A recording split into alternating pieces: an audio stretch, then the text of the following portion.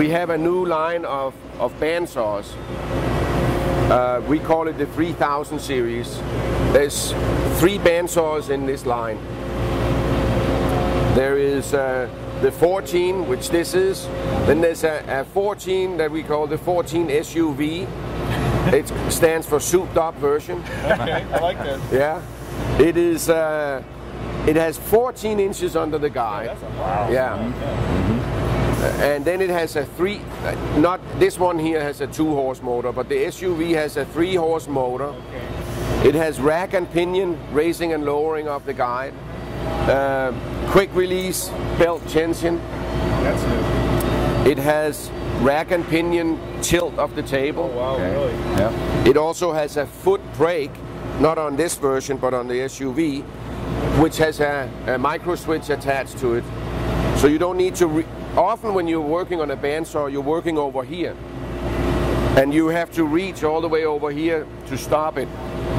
With a foot brake, with a micro switch, you just hit it. And you stop the machine. So it's nice and safe. The other thing is that you'll notice all our bandsaws, we always have wider blade specifications than other machines. And the reason for that is that the wider the blade, the more beam strength. You can push harder on the blade without it deflecting. Okay. Now, to be able to balance or properly tension and balance a 1-inch blade, what you're talking about comes in. The frame needs to be stronger. The wheels need to be high quality. Looks like the wheels are also pretty deep. Very deep and heavy cast iron. And this system behind the wheel is really key. Sure. That's I mean, the that's tensioning. the tilt that where you hold the blade. track your blade and where you tension the blade.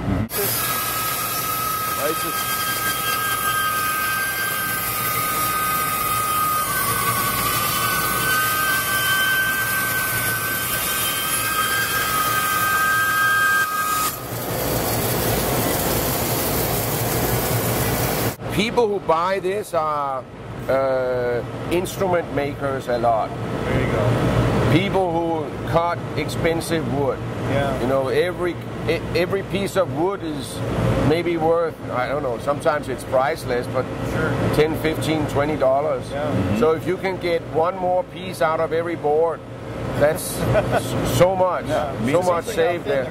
This is a 2 horsepower mobile dust collector with cyclone built in. It's a really top of the line. It has the cartridge polyester filter. As we know, we don't want dust in the filter, and that's why we have the cyclone to take out the dust before it ever hits the filter. This one has a remote control, and on top of that it has a little motor here. Yeah, I was gonna say, what is that too? So when we turn it off, there's a little agitator, a little brush on the inside. It goes, you can program it to go maybe 20 seconds one way and 20 seconds the other way to keep the filter clean. Because that's your key to dust collection. You don't want any restriction of the airflow from the filter. But so what we are doing on this machine is this axis, which is called the X-axis, we don't move that. We have transported that movement down to these turning heads. Yeah. This is a little 4x4 machine with carving specifically set up for carving, but we could have one head here and just be a normal CNC. So instead of carving flat, we have attached. These are 2 turning attachments. So now it turned into a rotary. So at the end of each pass, this moves ever so slightly. Exactly. If you hold your finger there, you can actually feel just a little, just a tiny bit. We have two machines. This one, which is top of the line, 5x10 footprint, vacuum table, like the cabinet makers need. And the demonstration we're doing is a 5-panel door. We're doing it out of MDF, but you could do it out of solid wood too. And it has an automatic tool changer, which makes life a lot easier. Once you set it, all you have to do is load up after each run, load up a new set of 5 pieces of wood, and you walk away while it does its cutting. And it makes a door like this, you know, with 2 double arches, cope and stick. It makes that in about 8 minutes. Then I have another one.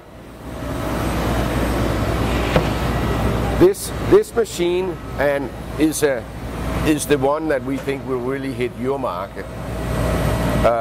It is a 4x8 machine, as completely the same as over here. It's a router that's controlled 3-axis. It's not as fancy components because we're trying to hit another price point here. Mm-hmm. So here we have a 3 horsepower water-cooled motor, also completely quiet. This machine here does not have the tool changer. No, you have to manually change the tool. Okay. And that's how we get to a very low price point. And this is all about woodworking from the office. You know, you put your sheet down,